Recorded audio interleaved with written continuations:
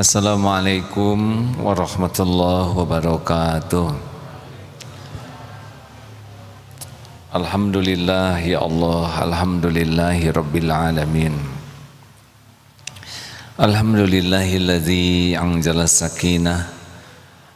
sakinah fi qulubil mu'minin liyajdadu imanan ma'a imanihim. Allahumma salli wa sallim wa barik ala sayyidina Muhammadin wa ala alihi wa ashabihi ajma'in. Allahumma a'inna ala zikrika wa syukrik wa husni ibadatik. Ya Allah, ya Rabbana, karuniakan kepada kami ilmu yang membuat kami yakin padamu, ilmu yang membuat diri kami patuh padamu, dan ilmu yang menyampaikan kami menjadi hamba yang pasrah. Amin ya rabbal alamin. Hadirin, kita harus meyakini bahwa di ruangan ini tidak hanya kita yang hadir, tapi pasti malaikat juga hadir, walaupun mata kita tidak melihatnya. Juga sangat boleh jadi ada jin Islam saudara kita juga hadir, hanya kita tidak melihatnya dan tidak perlu ingin melihatnya. Juga yang pasti hadir adalah setan terkutuk, karena dia memang bagian membisiki supaya kita salah niat, salah ucap, salah sikap. Tetapi semua itu ada dalam genggaman Allah yang maha hadir, yang maha dekat, Allah subhanahu wa ta'ala, yang maha menyaksikan, mendengar, maha tahu segala-galanya dengan sempurna setiap saat. Tidak ada yang lepas, tidak ada yang luput, tidak ada yang bisa lari dari pengetahuan Allah, genggaman Allah sekejap pun. Berbahagialah yang dikaruniai keyakinan seperti itu, sehingga dia akan sangat-sangat sibuk berlindung, sibuk meminta tolong, sibuk memohon kepada yang maha dekat dan maha menguasai segalanya. Boleh dikurangi reverbnya sedikit ya, efeknya ya. Ini efek seperti ini enaknya untuk ngaji, tapi untuk pidato sebaiknya dikurangi efek gemaknya. Kita mengkaji nomor 274. Silakan. Cek. Kajian Al-Hikam nomor 274. Bismillahirrahmanirrahim. Al-fikratu sirajul qalbi, fa idza dhahabat fala idu'ata lahu. Pikiran itu sebagai pelita hati, maka bila ia padam, maka tidak ada penerangan baginya.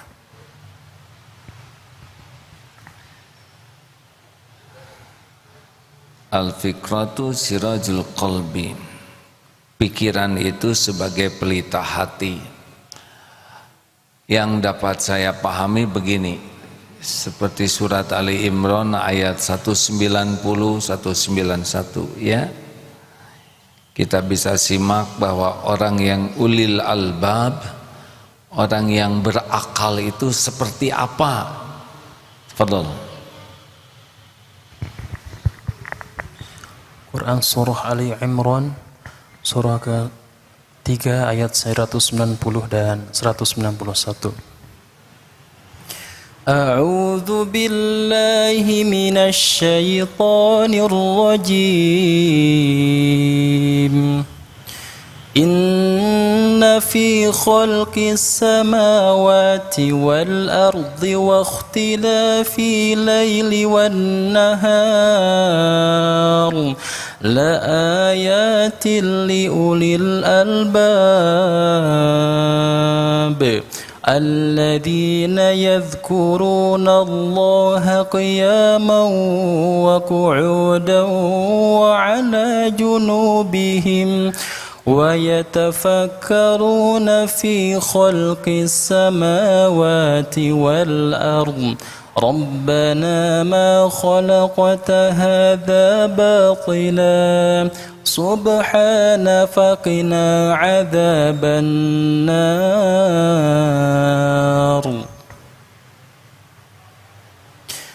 Sesungguhnya dalam penciptaan langit dan bumi dan pergantian malam dan siang terdapat tanda-tanda kebesaran Allah bagi kaum yang berakal, yaitu orang-orang yang mengingat Allah sambil berdiri, duduk, atau dalam keadaan berbaring, dan mereka memikirkan tentang penciptaan langit dan bumi seraya berkata, "Ya Tuhan kami, tidaklah Engkau menciptakan semua ini sia-sia.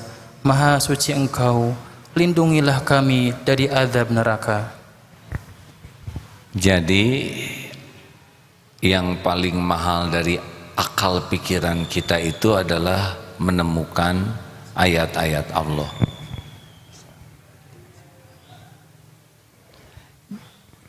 Jadi orang yang akalnya paling bagus itu inna fi khalqis samawati wal ardi wa ikhtilafil laili wan nahari la ayati li ulil albab alladzina yadhkurunallaha qiyama wa qu'uda wa ala junubihim wa yatafakkaruna fi khalqis samawati wal ard rabbana ma khalaqta hadza batila. Berdiri, duduk, berbaring, tidak bisa lupa ke Allah. Berdiri, duduk, berbaring itu adalah aktivitas kita full. Kita ada aktivitas berdiri, ada aktivitas sambil duduk, ada aktivitas sambil berbaring, tidur, istirahat, dan semuanya ini ternyata harusnya zikrullah. Mengapa zikir itu sangat terbantu dengan akal kita? Ya, karena akal kita memproses apa yang kita lihat, kita dengar, kita rasa, dan itu ujungnya dari semua yang terekam oleh cara berpikir kita itu haruslah Allah. Seperti sekarang ini, siapapun yang hadir ini seharusnya otak kita tuh mengetahui siapa yang hadir, dan yang hadir ini pasti ciptaan Allah. Tidak mungkin yang hadir menciptakan dirinya sendiri, benar? Mata kepada ciptaan, hati kepada pencipta, itu sudah lezat sekali hadirin. Ya, seperti melihat di luar banyak pedagang.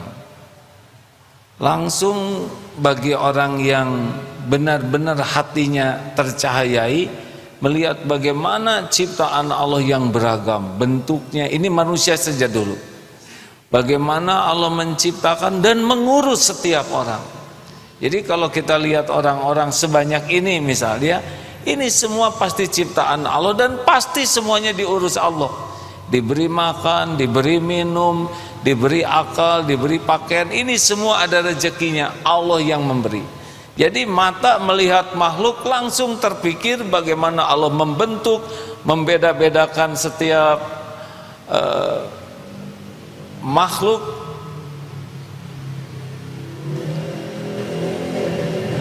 Membeda-bedakan bentuk makhluk. Bahkan katanya penemuan yang terakhir ini, sekarang jual beli itu tidak harus pakai tanda tangan, pakai gesek, tapi cukup dengan wajah. Dan walaupun pakai masker, ternyata bisa terdeteksi karena begitu banyak komponen yang bisa membedakan seseorang hanya dari mata dan sekitar mata ini. Mendengar informasi teknologi seperti ini langsung ingat Allah yang mendesain mata, alis, titik-titik ini. Harusnya begitu hadirin. Lihat pedagang banyak, langsung terpikir bagaimana Allah mencukupi rezeki, mendatangkan rezeki ke si fulan, datang dari sana, dicukur di sini, bagaimana Allah memberi rezeki, di situ ban meletus, bagaimana Allah memberi makan kepada para penambal ban. Di situ ada petugas sampah, bagaimana sampah bisa memberi makan, masuk ke Cihideng, banyak yang jualan aneka bunga, ada yang menjual pupuk, ada yang menjual rumput. Semua ini harusnya melihat, oh Allah mencukupi hamba-hambanya. Lihat ikan, bagaimana ikan didesain oleh Allah dengan warna yang sangat indah, Masya Allah, dengan siripnya yang beragam, gerakannya. Mata kepada ikan, siapa yang menciptakan ini selain Allah? Ini ikan di kolam, tidak bisa kemana-mana. Ternyata ada yang datang membeli makanan ikan, dikirim ke sana, datang kepada ikan rezekinya. Jadi kalau kita hanya lihat indahnya alam, lihat indahnya binatang, lihat cakepnya orang, tapi tidak sampai otak kita memproses menemukan Allah, itu rugi bagi kita. Karena semua yang Allah perlihatkan ini adalah agar kita mengenalnya, mengenal janjinya, mengenal kekuasaannya, mengenal jaminannya. Jadi sebetulnya ada satu yang paling asyik dalam hidup ini. Ada yang paling asyik dalam hidup ini adalah bagaimana sambil kita menatap, mendengar, menyimak, memperhatikan dan merasakan adalah bagaimana kita jadi ingat kepada Allah Subhanahu wa ta'ala. Mau kemana itu? Kasihan, pada cukup di pinggir saja, nggak apa-apa Pak. Ya sudah.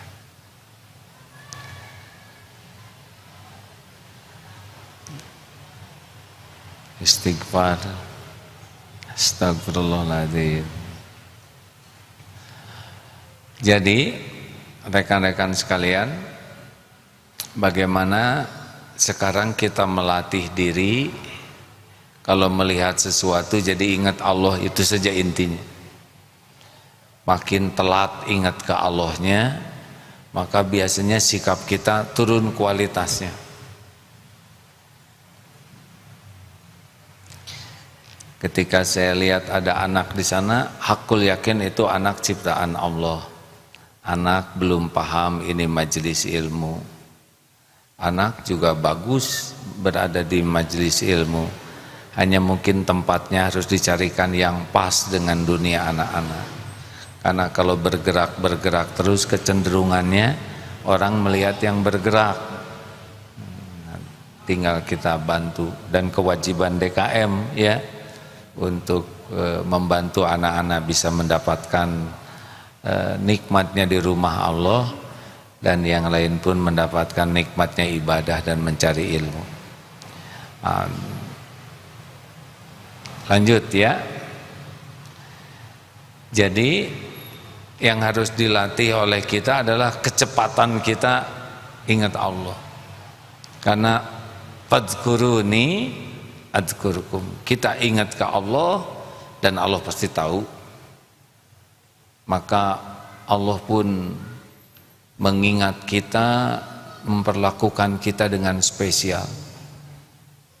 Ini semua diingat oleh Allah, tidak ada satupun yang lepas dari pengetahuan Allah dan ingatan Allah, pengurusan Allah, semuanya kita juga. Tetapi ada yang diurus oleh Allah, ingat kepada yang mengurusnya. Ada yang diurus oleh Allah tidak ingat. Nah, kalau kita zikir, ingat Allah Maha menatap, Allah Maha mendengar, Allah yang menguasai semuanya. Nanti Allah turunkan yang pertama adalah sakinah. Ala bizikrillah tatmainnul qulub. Turun. Hati ini kita tidak tahu di mana, seperti apa, tapi ada qalbu tuh, dan Allah yang menciptakannya. Kita tidak bisa mengakali ingin tenang, ingin tenang. Tenang yang asli itu kalau ditenangkan oleh Allah. Tapi kan ada pel penenang juga ciptaan Allah hadirin. Tidak ada yang ada di jagat ini kecuali Allah yang menciptakannya. Nah, kalau orang bersandar kepada pel penenang, maka dia dapat dari sandarannya. Tapi kalau orang bersandar kepada Allah, Allah turunkan, dan ketenangan yang asli, ala bizikrillah tatmainnul qulub. Camkan hatimu hanya akan tentram dengan mengingat Allah. Jadi kalau di sini sudah tenang, sudah makin terkendali itu. Nanti biasanya Allah juga, kalau kita terus minta tolong ke Allah, ini saya ada masalah, ingat masalah terjadi ma asaba min musibatin illa biiznillah. Tak ada satupun musibah yang menimpa kecuali dengan izin Allah. Wa may yu'min billah yahdi qalbah. Barang siapa yang yakin kepada Allah, beriman kepada Allah, Allah memberi petunjuk di hatinya. Tuh, nanti ada hikmah dibuka, ada pikiran. Allah tahu cadangan pikiran yang ada di pikiran kita dari perjalanan hidup berpuluh tahun ini. Nanti kalau Allah buka filenya, ingat kita. Kalau tidak ditolong oleh Allah, susah ingat. Padahal ilmu begitu banyak, pengalaman begitu banyak. Allah bantu kita ingat apa yang harus kita ingat. Kalau belum ada inputnya, Allah datangkan input lewat apapun. Mungkin lewat ketemu orang yang memberikan pengalamannya. Mungkin kita sepertinya tidak sengaja buka grup dan ternyata ada tausiah yang cocok dengan yang kita perlukan. Atau mungkin kita duduk di masjid, ternyata sesudah ngobrol yang disampaikannya itu solusi. Atau membuka acara ini. Tidak ada yang kebetulan. Siapa yang takdirnya ilmu ini harus sampai, nonton dia acara ini, datang ke sini. Kalau toh ada, oh iya, sesudah menyimak, oh iya ya. Nah itu Allah tahu pertanyaan di hati kita, Allah tahu kebingungan kita, Allah tahu bahwa kita tuh harus bagaimana nih saya. Setiap pikiran orang Allah tahu. Setiap kebingungan orang tahu. Bahkan ada orang yang tidak mengerti kenapa dia bingung, Allah juga tahu. Nanti Allah berikan jalan. Semua manusia adalah ciptaan Allah, milik Allah, dan bisa digerakkan oleh Allah jadi jalan ilmu. Semua kejadian dalam kekuasaan Allah. Kita bisa melirik sesuatu dan ternyata lirikan itu jadi ilmu, jadi solusi. Kita sepertinya tidak sengaja, mungkin kita jatuh, nauzubillah, tapi dengan jatuh itu kita ketemu dengan dokter dan itu bisa jadi ilmu. Betapa banyak kejadian yang mungkin tidak terbayangkan oleh kita tapi dirancang oleh Allah agar menjadi solusi, buah daripada zikrullah kita. Jadi sebetulnya masalah yang kita hadapi itu tidak ada yang bahaya aslinya. Semuanya ada dalam pengetahuan Allah secara sempurna, termasuk solusi-solusinya. Tidak ada yang tidak diketahui Allah. Innallaha bikulli syai'in alim. Yang menurut kita ini persoalan pelik sekali, itu versi kita manusia. Tapi bandingkan persoalan yang pelik itu dengan peliknya, rumitnya tubuh kita saja. Jangan tubuh, mata saja. Coba kerumitan mata ini tidak terbayangkan. Beres-beres saja hadirin, diurus oleh Allah. Makanya kalau kita merasa aduh masalah saya pelik sekali, sebetulnya bukan itu masalahnya. Masalahnya adalah satu, cita-cita dia siapa, apa. Kalau cita-citanya hanya duniawi, harta, gelar, pangkat, jabatan, posisi, kedudukan, popularitas, follower, subscriber, awet muda dan sebagainya, kalau itu ya pelik dibikin sendirilah. Kalau udah cita-citanya keridhaan Allah, ampunan Allah, pahala, husnul khotimah, ringan hisab, yang jadi cita-citanya adalah bisa masuk surga, berjumpa dengan Allah. Coba itu. Kalau sudah cita-citanya ke sana dan Allah tahu, itu persoalan udah beda.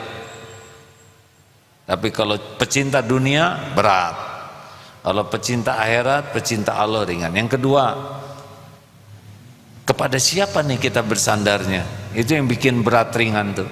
Kalau bersandar ke tabungan, bersandar ke orang tua, bersandar ke gaji, bersandar ke atasan, bersandar kepada pemberian orang, bersandar ke aset, bersandar ke tabungan, udah berat aja. Tapi kalau bersandar ke Allah, wa may yatawakkal 'ala Allah fahuwa hasbuh, bulat Allah lah satu-satunya yang bisa menolong saya. Hasbunallah wa ni'mal wakil, ni'mal maula wa ni'man nasir. Selain Allah la haula wala quwata illa billah. Rasakan beda pasti hatinya. Dan yang ketiga, kesibukannya apa? Kalau kesibukannya memposisikan diri orang yang layak ditolong Allah, itu beda tuh dengan memposisikan diri sibuk menyelesaikan masalah sendiri, dengan sibuk menyelesaikan masalah dengan memposisikan diri amal-amal yang layak ditolong Allah. Makanya ada yang ada masalah tuh, wow, sibuk telepon sana telepon sini. Ada yang timpa masalah, alladzina idza asabathum musibah qalu innalillahi wa inna ilaihi rajiun. Ingat, qadarullahi wa ma syaa fa'al. Ini sudah takdir Allah dan Allah berbuat apa yang dikehendakinya.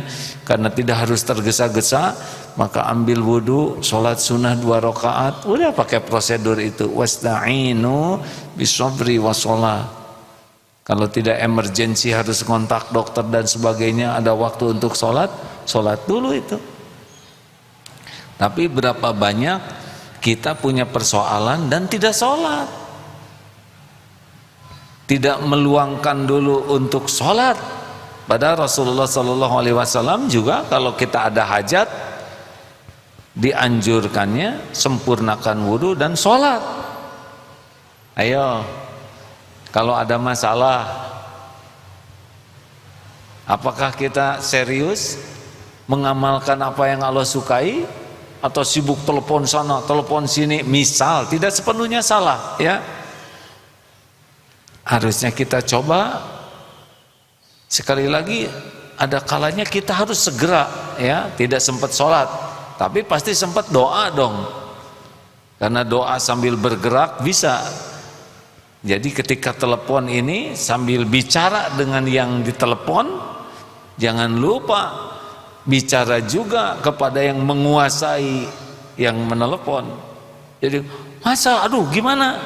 Ya Allah, Allah mendengarkan percakapan ini, Allah tahu kejadian yang sebenarnya, Allah menguasai kejadian yang sedang terjadi.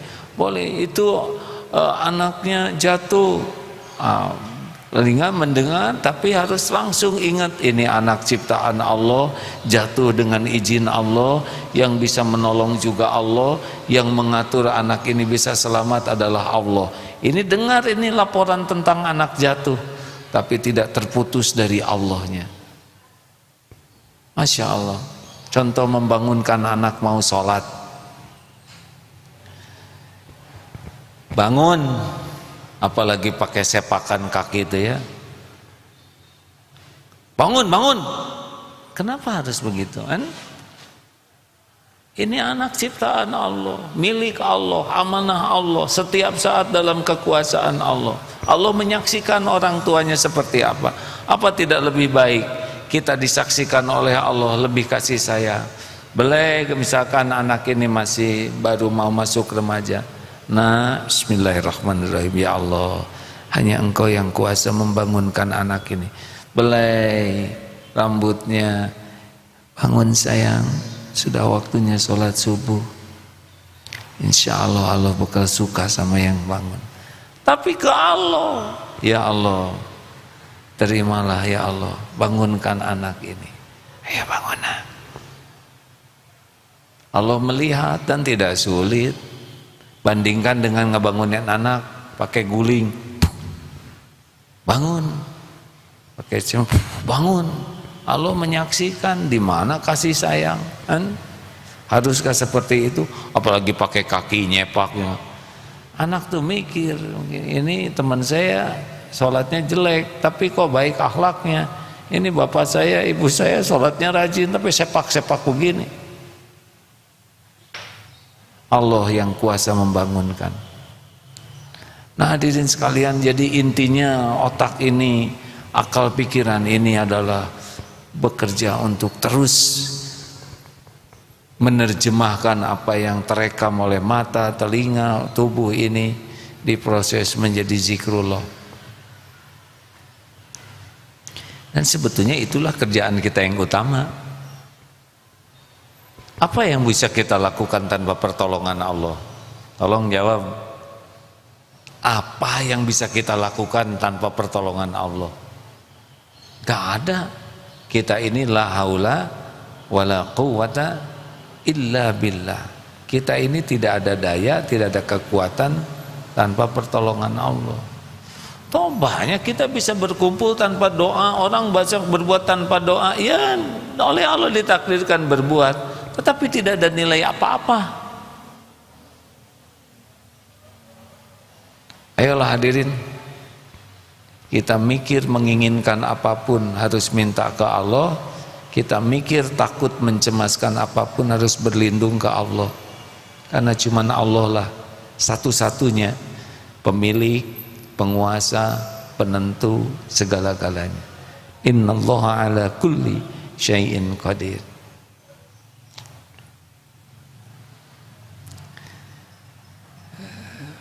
Mendengar ini mudah, tinggal duduk saja begitu ya.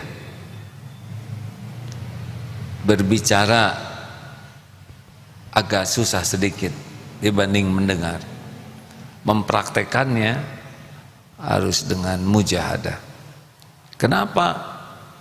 Ya karena sunnatullahnya setan itu membuat kita lupa ke Allah. Tapi itu juga cuman membisiki saja sebetulnya. Tapi masalahnya kita suka ikut bisikan yang jelek itu. Atau gimana supaya kita tidak dibisikin setan?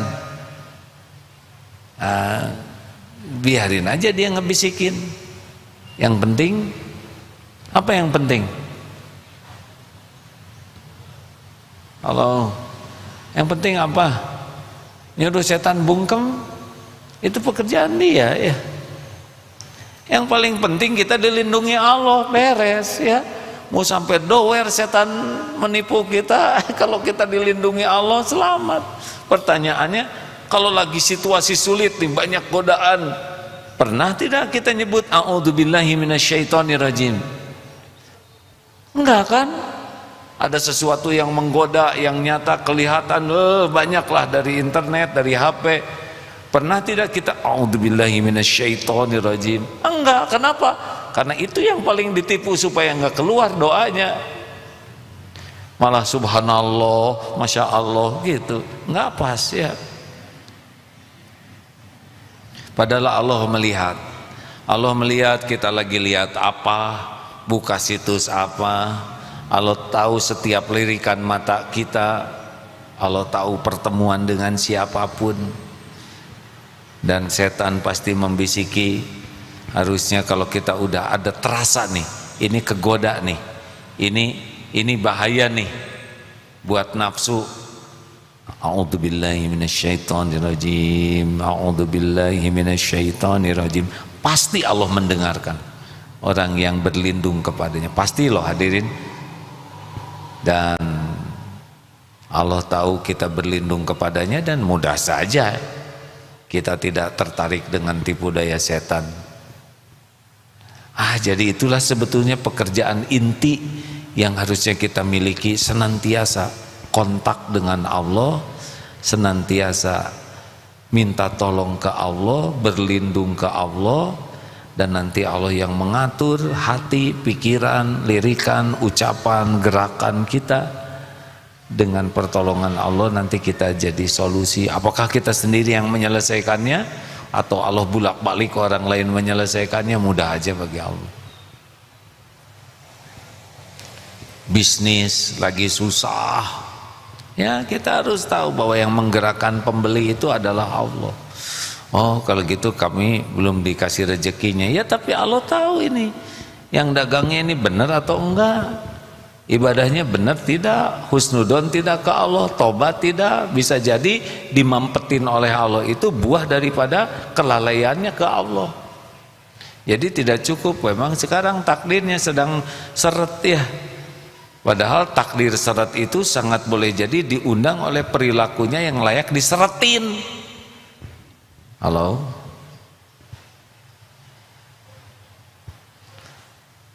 Tidak ada yang kebetulan hadirin. Ma khalaqta hadza batila. Sedang diam, tiba-tiba ada kiriman anak kecil hafal Quran. Itu kebetulan bukan? Allah sengaja ngirim itu. Untuk apa ya? Ya untuk tahu aja, itu kecil-kecil bisa hafal, masa aki-aki nggak hafal? Tapi aki-aki makan ingatannya beda tuh. Iya, ngeres hadirin ya. Orang hafal tidak hafal tuh dengan izin Allah. Kalau orang aki-aki tekadnya kuat dan Allah pasti tahu. Aki-aki ini nyebut aki-aki yang ngebayangin kakek-kakek, padahal saya juga kakek-kakek ini. Kakek-kakek tekadnya kuat dan yakin yang membuat hafal itu Allah, dan dia ingin menghafal, tidak ada urusan dengan status hafiz dari orang, tidak ada urusan ingin dikagumi orang sebagai hafiz, tapi urusannya dia ingin dapat syafaat dari Al-Quran. Jadi dia, aduh saya udah tua, saya belum tentu panjang umur, saya takut di akhirat tidak selamat, sedangkan Rasulullah menjanjikan Al-Quran itu menjadi syafaat. Saya ingin banyak baca, karena bacaan nanti bisa meninggikan derajatnya di sorga. Tidak ada urusan dengan pujian orang, pengakuan orang. Allah pasti tahu itu. Ini orang menghafal Quran karena ingin diakui, ingin dipuji, atau ingin dekat dengan Allah. Nah itu kelihatannya yang menjadi syariat tuh. Kenapa ada kakek-kakek yang mudah hafal?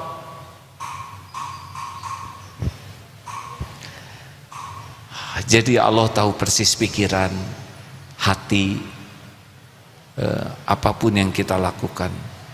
Wa huwa ma'akum aynama kuntum wallahu bima ta'maluna basyir.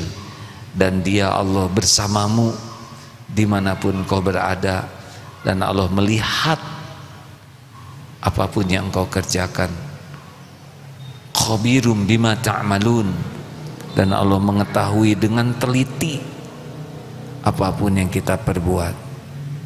Wa huwa alimum bidati sudur, dan Allah mengetahui apa yang dibisikkan di dalam hati kita. Masya Allah. Dan Allah mendengarkan apapun yang terucap. Rabbana taqabbal minna innaka antas sami'ul alim. Ya Allah, terimalah dari kami, sesungguhnya Engkau Maha mendengar dan Maha mengetahui.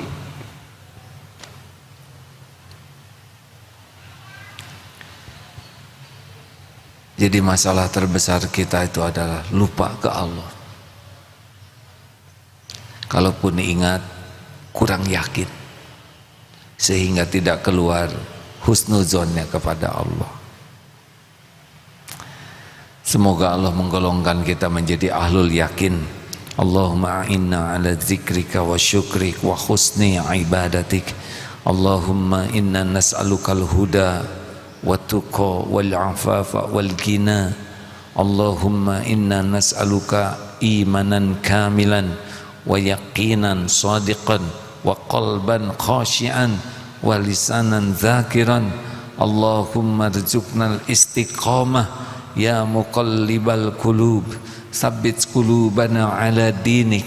Allahumma musarrifal qulub sarrif qulubana ala ta'atik. Rabbana la tuzigh qulubana ba'da idh hadaitana wa hab lana min ladunka rahmah innaka antal wahhab. Ya Allah, wahai penggenggam lahir batin kami, karuniakan kepada kami hati yang hakul yakin padamu. sehingga setiap saat hanya Engkau ya Allah yang memenuhi hati ini. Hanya Engkau ya Rabb yang membuat hati ini bahagia bersamamu. Jadikan hari-hari yang tersisa ini seluruhnya ya Allah bersamamu di jalanmu, hanya karunamu, hanya karena ingin ridhomu, hanya karena ingin bisa pulang berjumpa denganmu. Jangan biarkan duniawi ini menyilaukan kami, memperbudak dan menghinakan kami. Ya Allah, jangan biarkan nafsu, syahwat, amarah membuat kami terhijab darimu. Ya Rabb, titipkan kepada kami dunia yang membuat kami dekat denganmu. Ya Allah, jadikan hari-hari yang tersisa ini penuh berkah, penuh maslahat bagi hamba-hambamu. Engkau yang memberi manfaat. Pilihlah diri-diri kami menjadi bukti indahnya Islam, bukti indahnya yang beriman. Jadikan kami jalan hidayah bagi yang belum mengenalmu, jalan ilmu bagi yang masih jahil. Jadikan kami menjadi jalan ya Allah rizki yang halal, jalan kebahagiaan. Engkaulah Maha Pemberi ya Wahhab. Namun peliharalah hati kami ya Allah agar benar-benar semuanya bersih, qalbun salim. Rabbana ighfir lana wa li ikhwanina alladhina sabaquna bil iman wa la taj'al fi qulubina ghillan lil ladzina amanu. Rabbana atina fid dunya hasanah wa fil akhirati hasanah wa qina adzabannar. Subhana rabbika rabbil izzati amma yasifun wa salamun alal mursalin walhamdulillahi rabbil alamin. Terima kasih hadirin. Latihannya adalah selalu berzikir, ya Allah, Engkau menatapku, Engkau mendengar, Engkau maha dekat. Ya Sami, ya Bashir, ya Qarib. Engkau tahu isi hatiku ya Rabb. Engkau menyaksikan. Terus dilatih sehingga dimanapun, kapanpun selalu merasa Allah sedang menatap kita. Mudah-mudahan ditolong oleh Allah menjadi ahlul yakin. Subhanakallahumma bihamdik asyhadu an la ilaha illa anta astaghfiruka wa atubu ilaik. Assalamualaikum warahmatullahi wabarakatuh.